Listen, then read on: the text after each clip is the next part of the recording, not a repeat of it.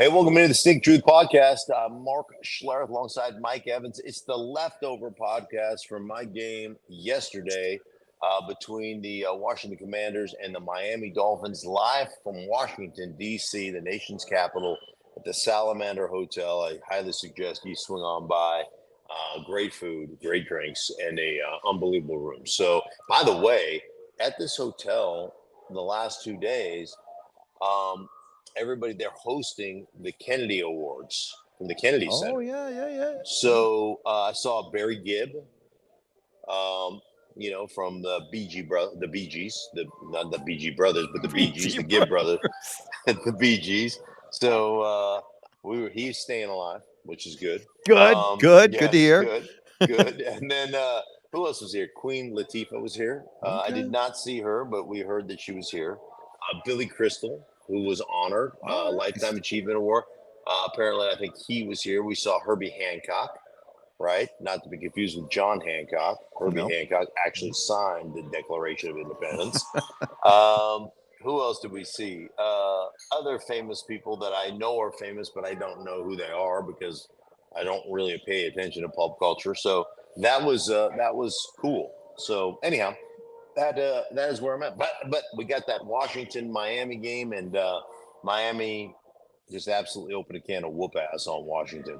Before we get into the game, I gotta know: what kind of meeting and what kind of exchange did you have with your former ball boy with the Broncos, Mike McDaniel?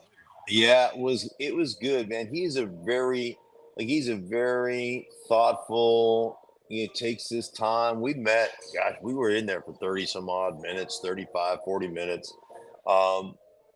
Took a picture with Mike McDaniel. It was awesome.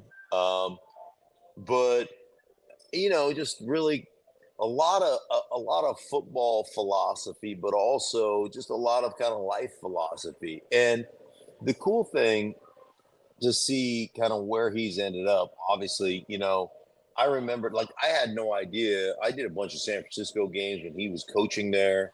I had no idea I didn't know who he was. I never met with him. I knew the name and I knew he was on Mike Shanahan's staff. But until he got the head coaching job and they ran a kind of a piece on Channel 9 in Denver about Mike McDaniel being our ball boy. And as soon as they showed the pictures, they're like, oh my God, I remember him like it was yesterday. And so it was really cool to kind of reminisce about his time as a ball boy. And one of the things that was really interesting is how he kind of cataloged all that information. So he said, I was always hanging around. I was in the locker room and I was cleaning up and doing the things that I was required to do.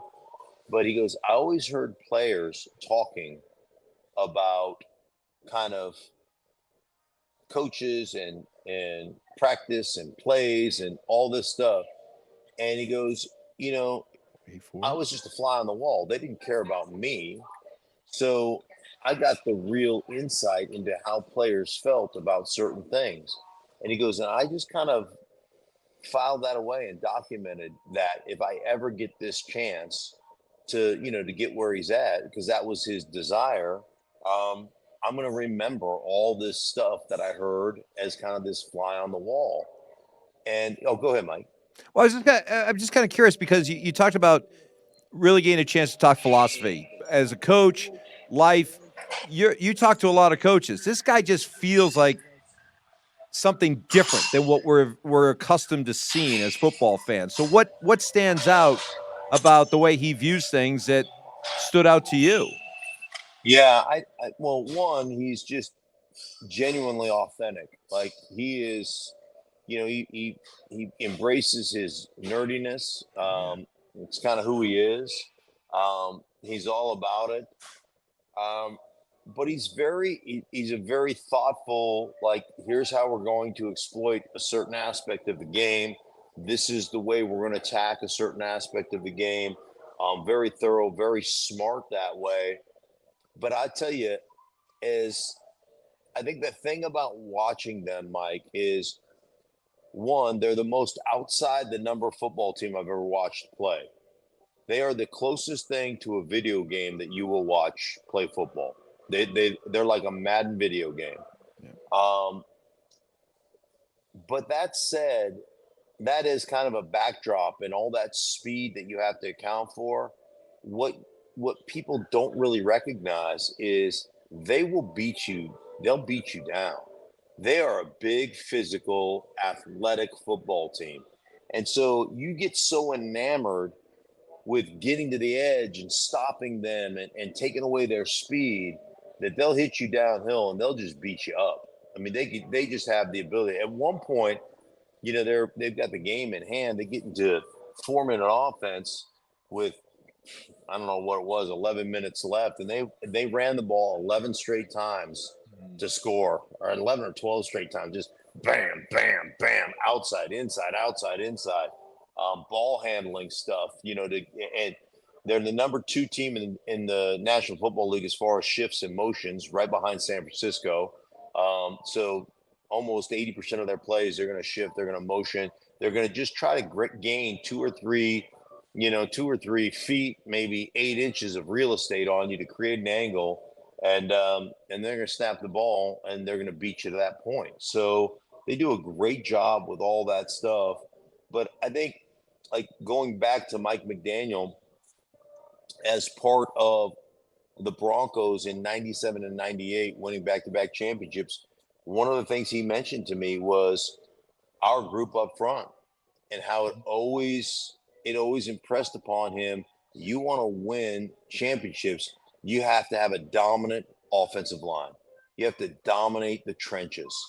And so that really resonated with him. So all that eye candy, all that explosiveness, all that over the top stuff to Tyreek and to Jalen Waddle and all those guys, bottom line is you can't do that if you can't dominate a line of scrimmage. And he said that was always the thing that impressed him about the Broncos 97 and 98 is just how good we were up front. And that allowed us to do all the things that we were doing. And so also fun to talk to him about the influence of Mike Shanahan and Kyle Shanahan, the OCD nature of those two, and how just that has influenced him and the attention to detail that you have to have. But I think the thing that was most impressive is this guy has gone from ball boy to intern to doing whatever he had to do to getting booted out and working his way back in. Like he's done it with no money, no sleep, no whatever, no fanfare. And he just keeps grinding. And it's a great story, man. It's a really cool story. And I just enjoyed the heck out of sitting down with him and talking to him. I'm curious, watching Tyreek Hill play in person, is it similar to watching him on TV? Yeah, he does. He just closes cushion. Like you can be 12 yards off and think you've got a great cushion, and before you know it, he's on your toes. And then you're like, when he gets on your toes, you're screwed. There is nothing you can do. He's got that much speed and athleticism. Jalen Waddle's got all kinds of speed and athleticism as well. Their running backs, Devon Achan has got. So I was talking to a coach. You remember John Embry, who was coach for the Buffs, and John has been around the league for a long time. He said in practice the other day, because they wear the monitors, the speed monitors, and he said that Jalen Ramsey was flying to try to catch Devon Achan, trying to catch him in practice, and just grinding and hit 20. He hit 22.6 miles an hour in the practice field. And he said Achan was gliding at 23 and not even pushing, just gliding at 23 miles an hour. They have just their speed is incredibly evident on tape. But again, it comes down to Mostert is really fast. It comes down to they'll all play with a physical nature to them. that is shocking when you have that kind of athleticism and that kind of speed. Did the subject come up of you guys have beaten a lot of bad teams or average teams, but you've struggled against the above average teams? Mm-hmm. Was that subject broached, and how was it answered? Yeah, I mean it was broached, and it's one of those things. Hey, man, you know what? That's our story right now, and we get it, and that's the narrative that's out there. And until we change it, it's going to remain out there. But they have created a culture there that really is about, hey, man, um, they celebrate other successes, and they get excited when other guys score, and they get excited about that aspect of their football team. So um, that's a real big thing. It was really funny. um, Mike McDaniel brought up our loss to Jacksonville in 1996 because he grew up here in Colorado, and he was part of our, he's a ball boy for us the next 2 years. And talking about how we always talked about it, how we always talked about, us losing that game, and we'd be in practice and having a couple of bad plays or bad practice, and that would come up in the huddle like, hey, man, let's not pull a Jacksonville now. Let's make sure we get our shit together. And he said that was a big influence on him. And he started out the week as they prepared to play Washington. Going back to last year's December, they ended up losing 5 of 6 games. They won the last game of the season against the Jets to sneak their way back in the playoffs. But it's the first thing he brought up come December. And he said it's because of the impact that the Jacksonville loss had on you guys as Broncos and me as the ball boy. Hearing that all the time, we just addressed it like, hey, man, we don't want that feeling again. So let's take care of our December this year, unlike what we did last year. And he goes, that scar is real. It's real to the players. So pretty cool to be able to take that stuff when you're 15 or 16 or whatever, and catalog it and say, hey, man, this is how, when I get a chance, this is how I'm going to coach my team.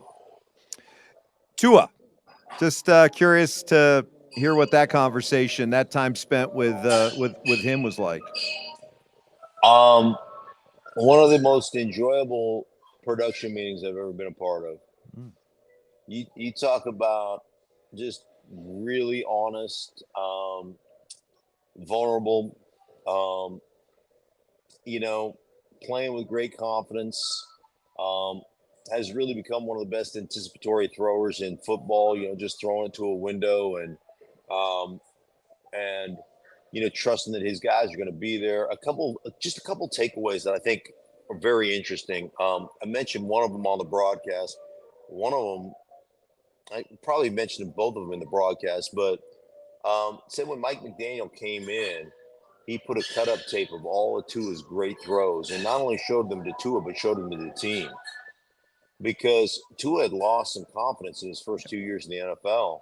And he said, it wasn't up to my standard. I had lost some confidence. And it was having that belief in you as a football player where Mike McDaniel go, dude, like he said, the first thing he got was a tape of all the out routes he had thrown. He goes, these outs are like on point, on time, on the money. Like, and Tua was like, well, everybody can throw an out route. And he goes, not like this, they can't. Not everybody can throw an out route like this. And so it was not only selling Tua on how good he was, but selling the team on how good Tua was potentially and how good he could be.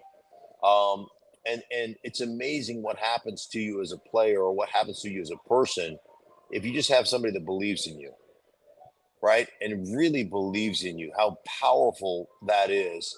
So I thought that was really kind of for me, a big storyline. And to his admission that, man, I had lost a bunch of confidence.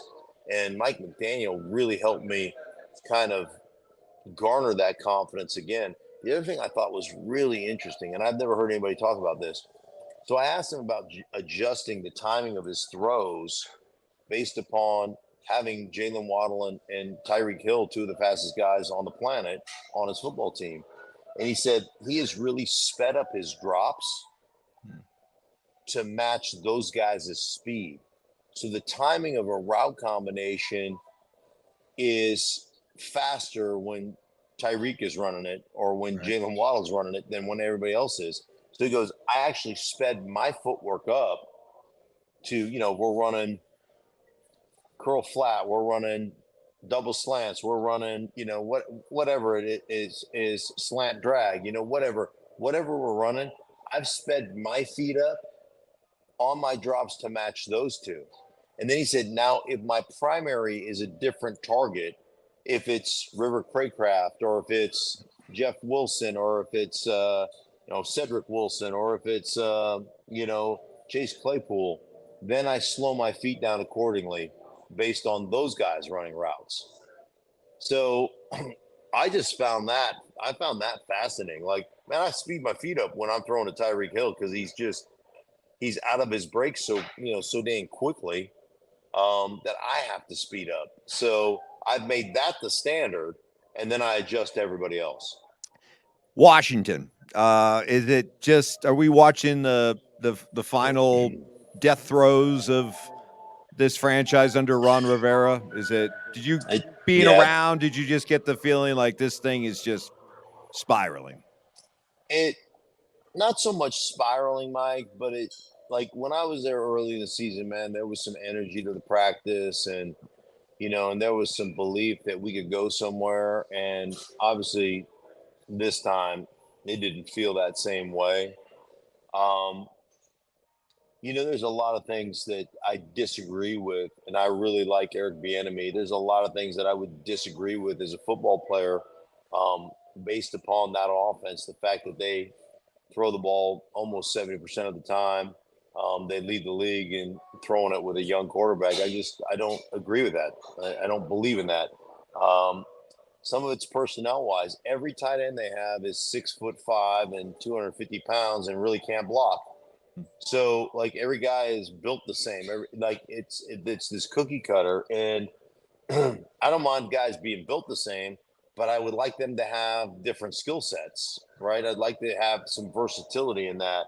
Um, they don't. They have a fullback on their roster, but they don't use him. He was inactive yesterday. He's been a little bit banged up in Alex Arma, but you can't. That offense, you can't. You don't have the personnel to get heavy, to get big, and get fat people on the field, which I think is always important, right? Get some fat guys on the field, slow their defense down, and let's play that game. See if we can get a matchup. If we can condense and get big, and you get big to match us, but we still have skill that can beat you, that to me is something that they don't have the option to do. They can't do that. So I really like Sam Howell. I think Sam Howell has a chance to be really good. I don't think you're giving him the best opportunity to be good based upon the offense and the personnel that you have. I will say this. I think receiving wise with Dotson, with McLaurin, with Samuel, I think you're as good as there is in the NFL with those three guys. De'Ami Brown can play. I think you've got some players, but again, I think you need to take some of the pressure off that quarterback. I don't know that. I know Terry McLaurin didn't have a catch yesterday. I think it's only the second time in like 87 games or something he didn't get a catch. Said he got a lot of cardio in. Yeah, he said he got a lot of cardio in. But I will tell you, again, it just goes to show you the construction of the Miami Dolphins. They went out and traded for Ramsey. They've got Xavier Howard on the other side. And I talked to a couple guys who said, I think that's the best tandem of corners in the National Football League. And Ramsey, let me tell you, Ramsey's a dog. So I was talking to one of the Miami coaches pregame and said Ramsey plays our scout team because he wants to cover Jalen Waddle and Tyreek Hill. He's like, that's how I'll hone my skill set is to cover those two guys in practice. Sure. So he wants the challenge of doing that. And this coach was just like, this dude's straight up a dog, man. He's like knocking out rookies going, no, man, I'm going to play some scout team right now because I want this. And you don't see that. I guarantee you, I never got in the scout team because I wanted some extra reps or I wanted a bigger challenge. Right. I wasn't built that way. I was like, no, thanks. You guys can handle that. So Yeah, he's they're a really solid roster, but um, yeah, I think that there's going to be massive overhauls toward the end of the season here in Washington. Final thought on Washington, because it is about moving forward, big picture. Feel bad for this current coaching staff, but they got into this business. But did you get a chance to visit with any of the new ownership, and did you get a sense of where this thing is going, and what would your message be to Commander fans about the new ownership and Yeah, what you can rely upon, I guess? yeah, I didn't get to see anybody. I didn't see the owner. I didn't see Magic. Normally, I see Magic when because normally he's here at the game. I didn't see anybody, so no, I didn't get to talk Okay. to ownership. But I feel like this ownership is taken over. Other franchise took over Philly and kind of helped rectify that situation. So I do think that they will take their time and they'll make what they think is the best decision to move this franchise forward. So I do think they're in good hands in that regard. But that always comes with some tough decisions that have to be made. All right, this being the Leftovers broadcast, Washington, Miami, anything else that you wanted to get out that you didn't get a chance to during the broadcast from your big sheets there? Let me just look at my. I'm going to look at my Yeah, there it sheet is. here. Let me just look at this. No, I will say this, and it did not work for Washington. Although it worked a couple times, but was so good. Tua was so good in the pocket, making guys miss that he was able to extend plays and make plays outside of the pocket. But you go back and look at the games they have lost. Miami's lost, and there's a formula. And so here it is. Go look at the games they've lost. What they've been able to do is essentially take their linebackers and nickel guys and their underneath coverage and panic drop into windows. And what I mean by panic drop is I'm talking about opening up and just flying to a spot, right? Backpedaling to a spot and getting in that spot where they like to throw those windows, almost a spot drop, but it has got to be now. And if you can take away that first window throw and make Tua pull the ball down, you've got a chance to get them, to get him on the ground, to sack him, to make him throw an incompletion. Um, and the teams that have done that well, Philadelphia did it, Kansas City did it really well. Their three losses, those teams have done exactly that. And it's a combination of, you know, dropping off a defensive end into a hole, into a sweet spot, and then bringing the nickel corner off the edge, and dropping a D tackle and bringing a different blitzer, so you can edge their offensive line, get them in protection issues, and you get to Tua after he comes off that first throw that he gets rid of the ball and on average, he's the lowest in the league at like 2.1 seconds per throw. And so if you can affect those kind of, they referred to him, Ron Rivera and and Cody Barton referred to him getting those honey holes. You get in the honey holes, you can. I had to change it from just. I called it a honey hole, but I referred to on the broadcast the 100-acre wood. I go, that's kind of where Pooh Bear likes to hang out in that honey hole, right? So if you can get to that honey hole and make him pull that first kind of throw, you got a chance to do something. But really easy to talk about, hard to do, and they did it a couple times yesterday that would have been perfect. But then Tua made the pass rusher miss and then made a play. So and the other thing you can't do, and Washington did this on several occasions, you can't let Tyreek Hill get behind you, because when he gets behind you, that's a touchdown.